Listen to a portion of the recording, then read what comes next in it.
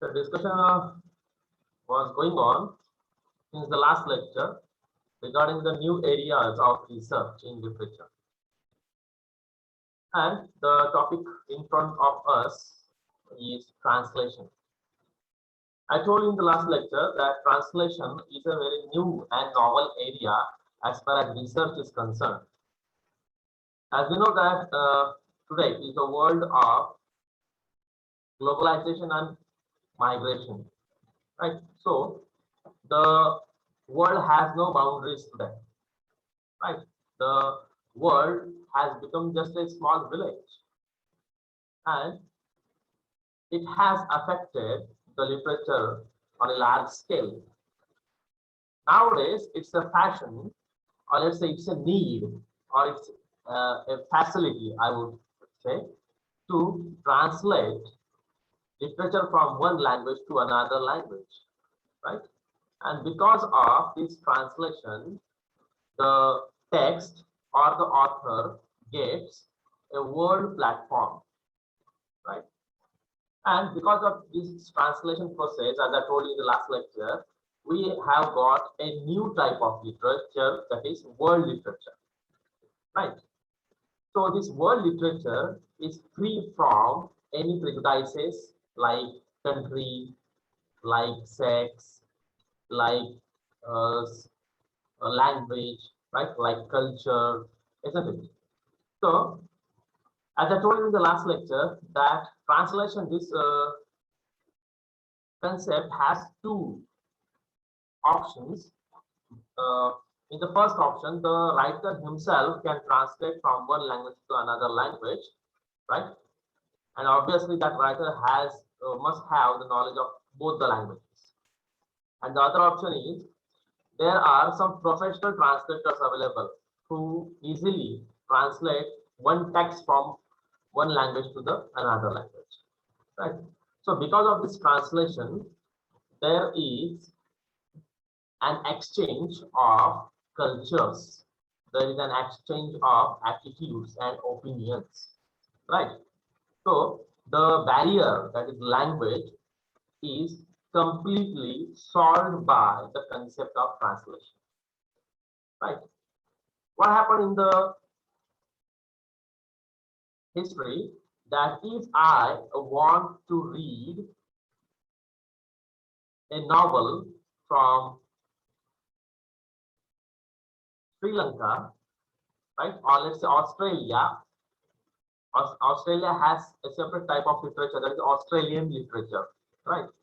So if I want to read Australian literature, so I have to learn the local language first in order to read that text, right? But what happened, because of translation, the local text in Australia has been translated into English, and I know English, so I can directly read the text not in the Australian language, Australian local language, but just I will have to access the text in English version, isn't it? So it saved my efforts to read, or let's say to understand, to learn the local Australian language. Suppose that some African writer is there, right, and I want to read that text, then I need not to learn that language, right, because it is available in Marathi, it is available in Hindi, and it is available in English. So most of the texts in the world, they have been translated in other languages, and it is very fortunate that most of the literature in the world has been translated on a large scale in English. As you know that English is the international language, right? And if a text is translated into English, it gets a global platform, right?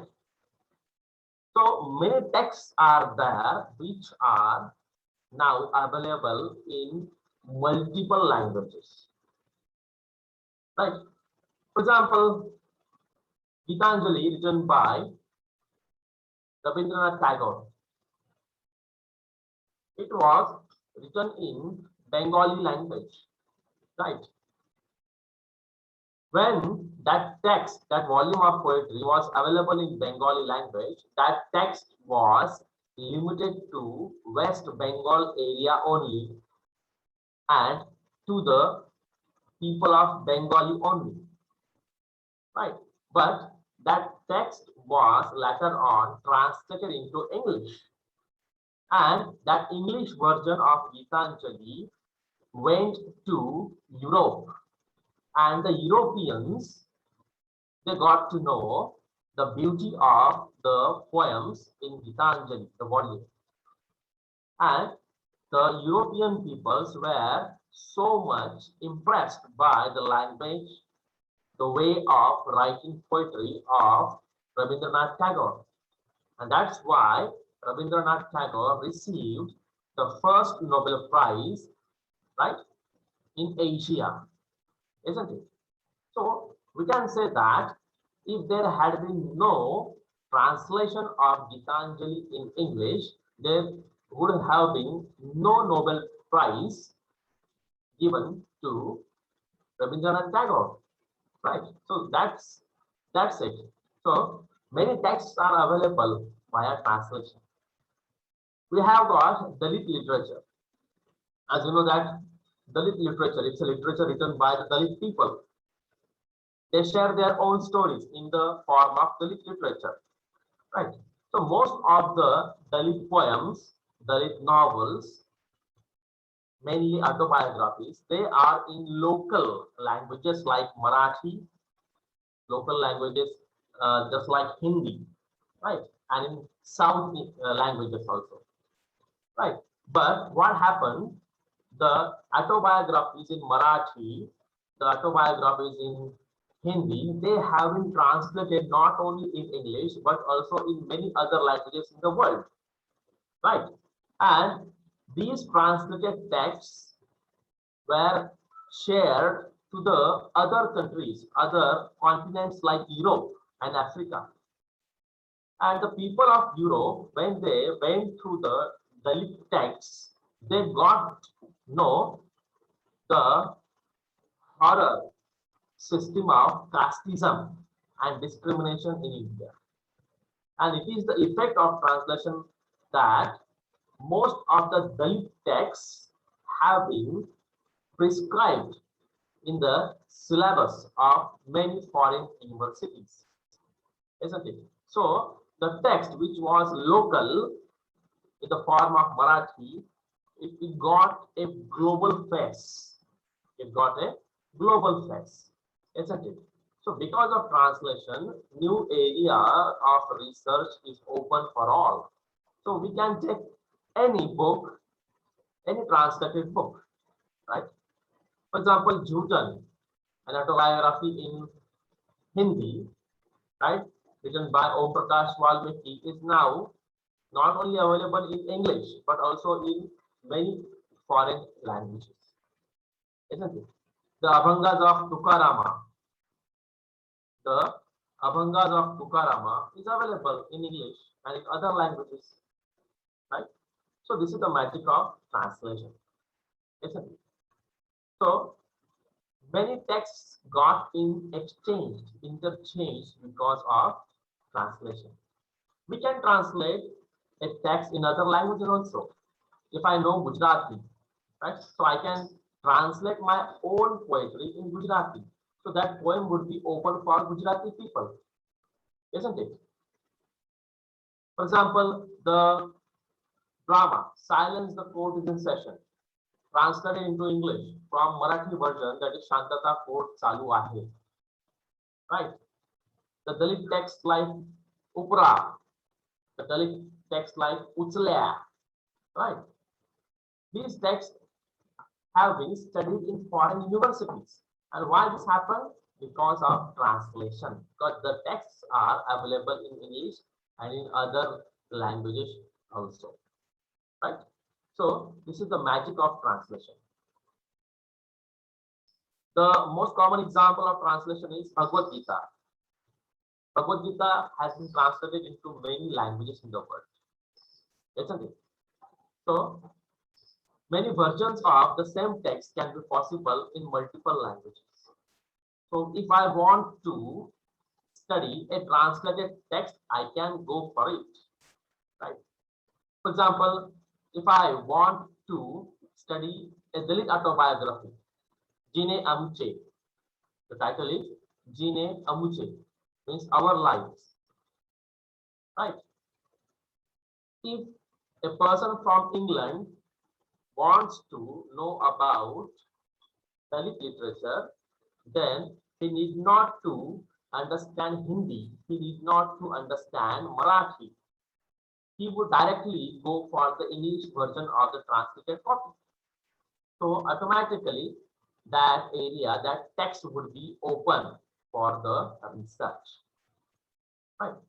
So if I want to read a text from Tamil literature, right? So I would not go for Tamil language. I would go for a translated copy. I would go for a translated copy, right? So translation is going on a large scale. Most of the old texts have been translated nowadays. Most of the dramas by Shakespeare have been translated into other languages like Marathi, other languages like Hindi. Right? We have got films over them. For example, King Lear, a drama, has been translated into Marathi. A film is there, like Nata Samrat. The drama is there, Nata Samrat. So it's a translated copy, Nata Samrat. A famous drama by G.B. Shaw, that is Pygmalion, is translated into Marathi under the title Thi Fularani, right? So suppose that Pratik has no knowledge of English, right? And even though he has no knowledge of English, he wants to enjoy Shakespearean drama. Then what he would do? He would not go for English version, he would go for some Marathi version of the same text. So he would not read Silence the Court is in Session. He would read Shantata Court Salwa. He would not read King Lear. He would read Nata Samrat. Isn't it? So the concept of literature has got a wider platform. So translation is open. Many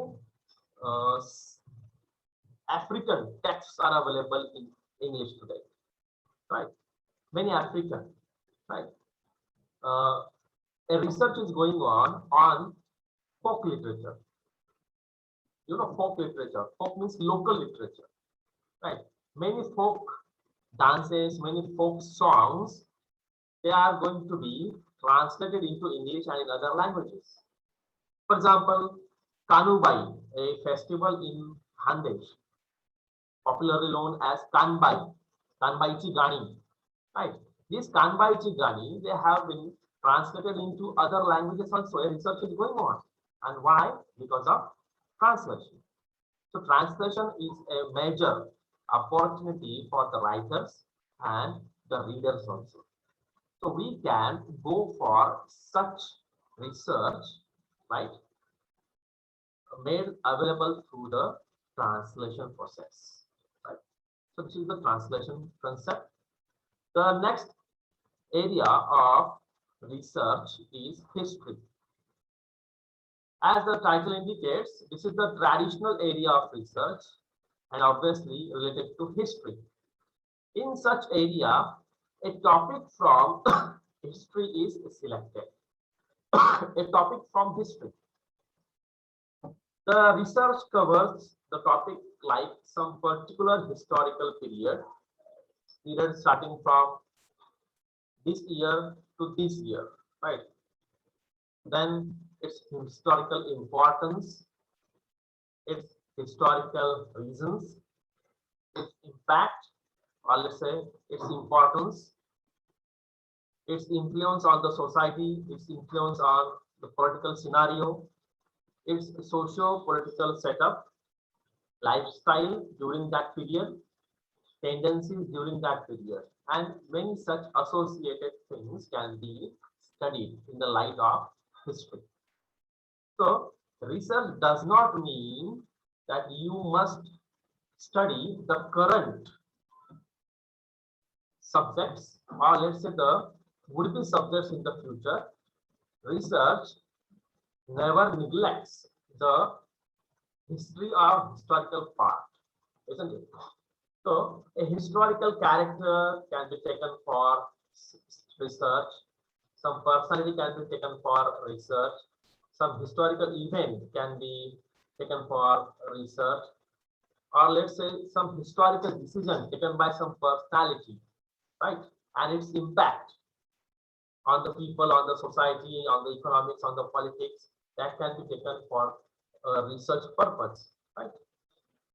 Suppose, for example, let me tell you that we know the personality of Tanaji, right? A very brave and courageous knight of the King Shivaji, right? Right, but a new focus, a new research was taken by the filmmaker, and he reintroduced the personality of Tanaji in the film Tanaji in Hindi, isn't it? So a fresh light is thrown on the personality of Tanaji. So Tanaji, how he was, how his condition was, his attitudes, his families, right? How he fought for the sake of Swaraj, right? So the historical figure of Tanaji is revived, repolished by the filmmaker in the form of the film, right? That's a historical personality, right? Uh, some years ago, there was a decision taken by the government, that is demonetization, historical decision, right? So we can take that topic for research, as it's a historical topic now, topic from history. So historical topic, that is of demonetization, its decision, its impact, right? How it is implemented, right? What happens after 10 years, after 5 years, COVID would be a topic from the history. So some would take COVID-19 as a topic for research in coming years, isn't it? So some historical decision can be taken, some historical personality can be selected, right? For example, Jhansi Ki Rani, this historical phenomenon has been repolished in many films, right? We have films on Bhagat Singh. This personality from the history has been repolished in the films, isn't it? So many such historical events, right? They have been taken for a research purpose, right? For example, nature of English language in the dramas of Shakespearean age, historical topic. Nature of English language, how English language was used in the era of Shakespeare. This topic can be selected. It is a historical topic focusing on the language used, right?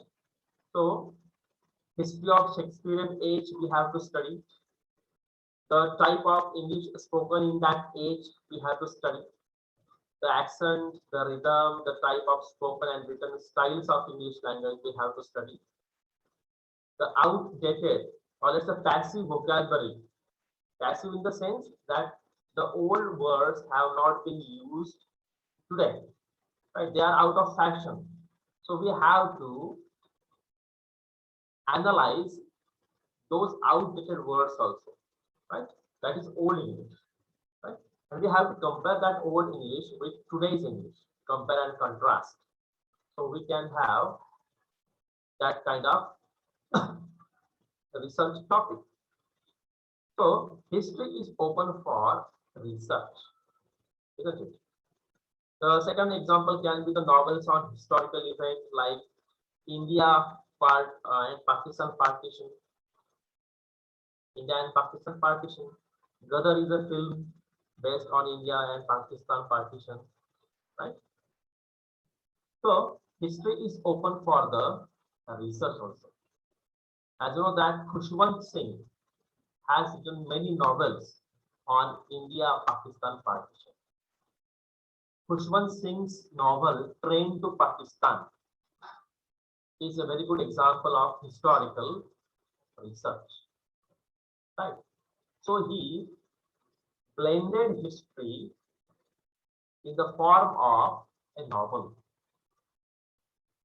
Chaman Nahal's novel Azadi is a very fine example of historical research. Right. Midnight's Children by Salman Rushdie, example of historical research. Right. So the writers or the researchers, they focus on the past issues, right? Past issues. That's it. So these are the possible areas of research. And let me remind you that we went through the textual analysis. The textual analysis means the text only, the study of text only. Okay, detailed study of the text. Later on, we discuss criticism. So we criticize a text with some special angle. Then we discuss the movements, the discussion of the text in the light of some movements. I know that many movements are there in literature. Romantic movement, Victorian age has different movement, Elizabethan age has different movement, absurdism is there, problem play movement is there, right? So we can have such an angle and we can analyze the movements. Right? For example, violence in the absurd dramas, a movement is there.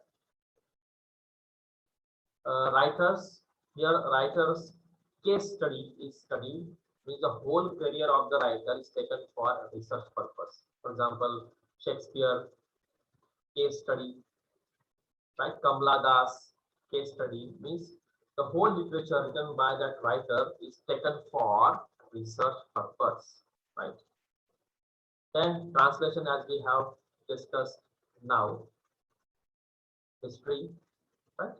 So these are the new areas of research. So as a student of post graduation, we can go for such new areas for research if you are interested to have MPhil or PhD degree, right? The latter topic is approaches to research in literature. And let me tell you that the approaches and the new areas, general areas of research are quite the same, right? So we can study literature or research in literature with the help of some approach, some angle, right? So which are those angles? We would have just a rapid discussion over that. Individual text, that is we have discussed in the last lecture. That individual text or individual writer is taken for the research purpose. The next thing is comparative. Comparison is there. As you know that comparison between two writers or two different texts can be possible for research purpose. In this type of research, there is a comparative study of two or more writers or texts, and these texts are written by two different writers, not by the same writer, right? If it is written by the same writer, then there would be no comparative literature. So comparative literature research, simply put, is the act of comparing two or more things. Here things means texts, with a view to discovering something about one or all of the things being compared. So I have to compare two or more texts, right? Two or more texts. then it can be called as a comparative study.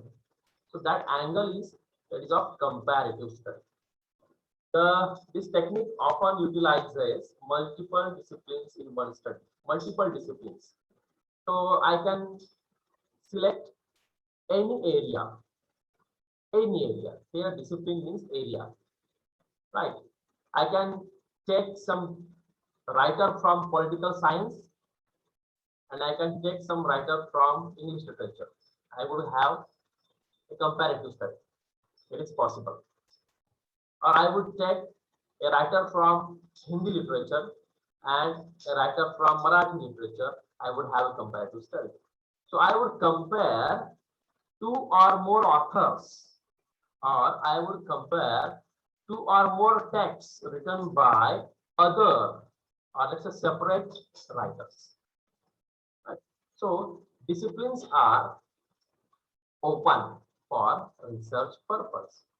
So I would take, for example, some Marathi poet, and I would take a poet from Japan in Japanese language. So that comparison also is also a new area of research, right? A new approach is there, isn't it? So I would compare those two writers, one from Marathi and second is from Japanese language. So I would analyze the poetry from Marathi literature and poetry from Japanese literature, right? So I would try to get some common elements from that Marathi writer and from that Japanese writer, right? Like that. So multiple disciplines are open in this regard. When it comes to method, the majority agreement is that there is no methodology particular to comparative research. So if I am selecting one person from one writer from Japan and one person from Marathi literature, so I am free to have my own type of research, right? Because each and every country has its own style of writing research. So Japanese writers might have their own style. Marathi writers have their own style of writing. So there is always a scope for new methodology, new style, right? So the researcher can have new methodology while analyzing such kind of topic. So comparative research methods have long been used in cross-cultural studies to identify cross-cultural writers from different cultures. Writers from different cultures. For example, I can compare one writer from Black literature, that is African literature, and one writer from Dalit literature. Right? As you know that Dalits and the Black people in Africa, in America, they have the same type of discrimination. In Africa or in America, the Black people have been discriminated on the basis of skin color. And in India, the Dalits are discriminated on the basis of caste, isn't it? So the Dalits in India and the Blacks in Africa and America, they have the same kind of tortures. So I would select a text from Black literature and I would take a text from Dalit literature. So I can have a comparison. I would have a comparison, isn't it? For example, I would go for some text, that is The Bluest Eye. The text is The Bluest Eye by Toni Morrison. And one text I would select from Dalit literature, that is Uchlea. Right? So I would have a comparative study. See, the cultural differences are there.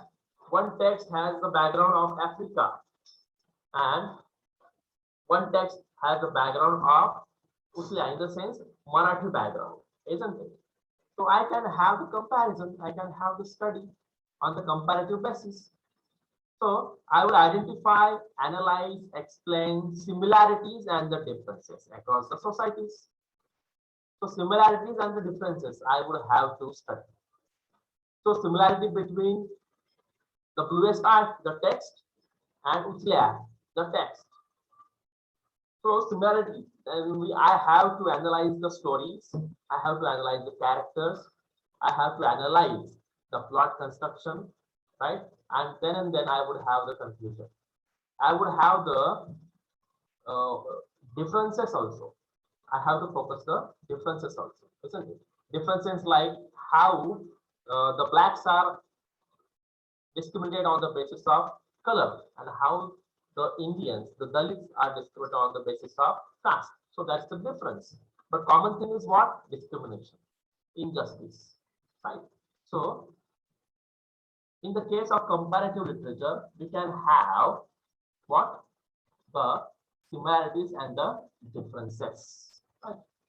Whatever methods used, research and the process national boundaries increasingly takes account of social cultural settings. So in such kind of research, the researcher has to deal with the social and cultural differences also. Social and cultural. African, different society, different culture, right? In India, different culture, different society, isn't it? Right. So attempts to find solutions to these problems involve negotiation, compromise, and a sound knowledge of different national contexts. So I need to understand the culture of Africa, culture of America in relationship to black people. In the same way, I have to study the Indian context about the caste politics. Then I would have the comparative study.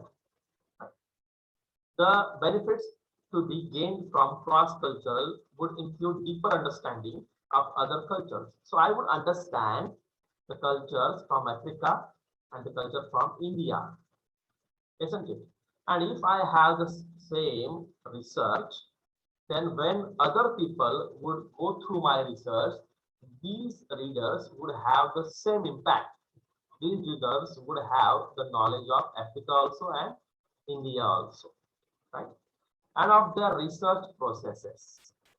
The comparative approach to studies of society has long tradition dating back to ancient Greece. So it has a historical background, right? So all these things are available under the heading of comparative literature. So I can have a writer or text from other countries, right, for comparative study. Then it comes, for example, let's take women characters in the novels of Toni Morrison and Anita Desai, a comparative study. The common thing is that Toni Morrison and Anita Desai they support the women characters. That's a common thing. But their style is quite different. Toni Morrison has a different style of writing, and Anita Desai has a different style of writing. Presentation skill of both the writers is quite different, isn't it? So how the same issue has been handled by differently by the two writers, that would be a key thing for research purpose. So I have to study the Toni Morrison society, Toni Morrison's culture. I have to study Anita Desai's culture, that is Indian culture, and then I would have their comparative study, that is comparing and contrasting, isn't it? Then comes interdisciplinary, right? Interdisciplinary is a new area of research. In our tomorrow lecture, we will go through interdisciplinary concept of literature, right? Till then, let's stop over here.